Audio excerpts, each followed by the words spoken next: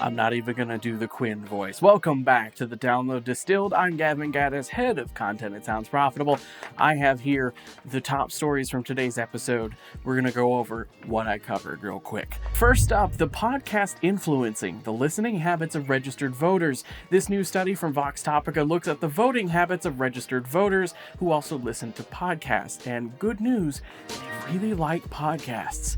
Next up, Google could be hurt by ad tech antitrust lawsuit from the Justice Department. This takes a look at how, if the Justice Department case goes the way it wants to go, it could lead to Google also being forced to divest from DV360, which is currently the only way to purchase ad space on YouTube.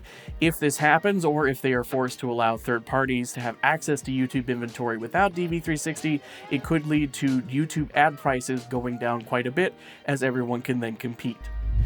Next up on the Future of TV briefing, FAST channels ad fill rates slipped in 2024.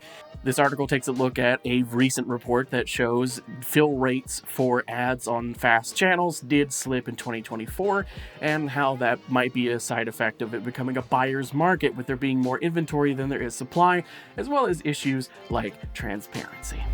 You know what that music means. It's time for the Spreaker section. Every issue of the Download Daily is brought to you by Spreaker from iHeart. And it's Wednesday, so rev up those engines. We're talking about RPM, revenue per mil, or thousand.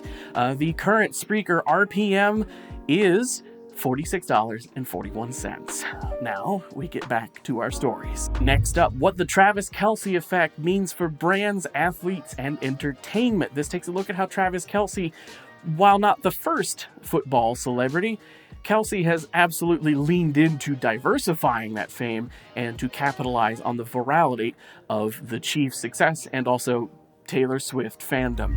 And finally, broadcasters and advertisers expected a lot from the Olympics. Was it worth it?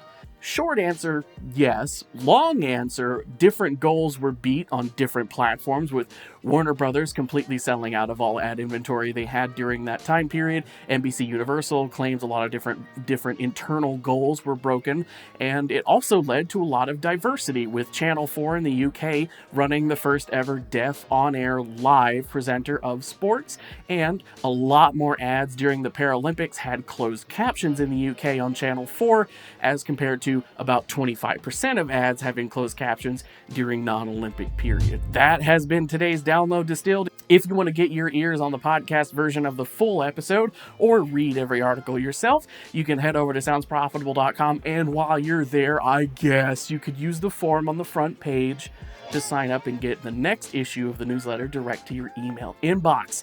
Until tomorrow's stories come in and I'm here to cover them, I've been Gavin Gaddis, and I hope you have a wonderful afternoon.